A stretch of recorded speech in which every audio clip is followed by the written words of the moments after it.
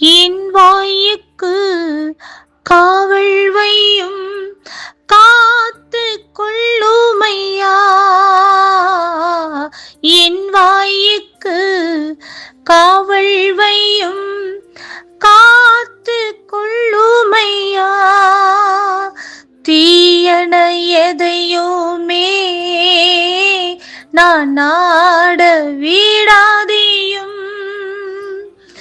தீயன எதையுமே நான் நாட விடாதேயும். உம்மை நோக்கி கதறுகிறேன், விரைவாய் உதவி செய்யும். உம்மை நோக்கி கதறுகிறேன், விரைவாய் உதவி செய்யும். தூபம் போல் என் ஜெபங்கள் ஏற்றுக்கொள்ளுமையா. மலை பலி போல் என் கைகளை உயர்த்தினேனையா. உம்மை நோக்கி கதறுகிறேன், விரைவாய் உதவி செய்யும்.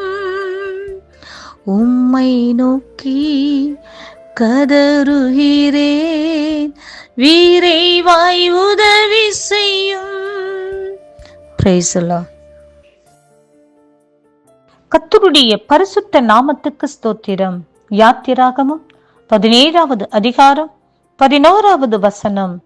மோசே தன் கையை ஏறெடுத்திருக்கையில் இஸ்ரவேலர் மேற்கொண்டார்கள்.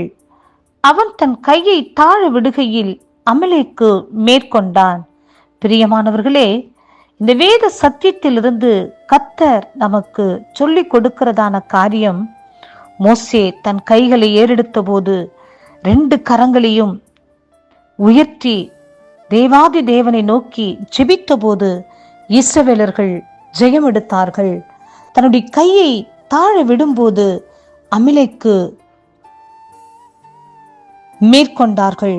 பிரியமானவர்களே, நமக்கு விரோதமாக போராடுகிற பொல்லாத வல்லமைகளை நாம் முறியடிக்க வேண்டும் என்று சொன்னால் நாம் தேவ சமூகத்தில் முழங்கால் படியிட்டு 2 கரங்களையும் உயர்த்தி நாம் ஜெபிக்கும் போது நமக்கு விரோதமாக போராடுகிற சகல சத்துருவின் கிரியைகளையும் மேற்கொள்ள முடியும். நாம் ஒருவேளை ஜெபிப்பதில் சோர்வடைந்து நாம் அசதியா இருப்போம் என்று சொன்னால் சத்துரு மேற்கொள்ளுவதை நாம் பார்க்கின்றோம்.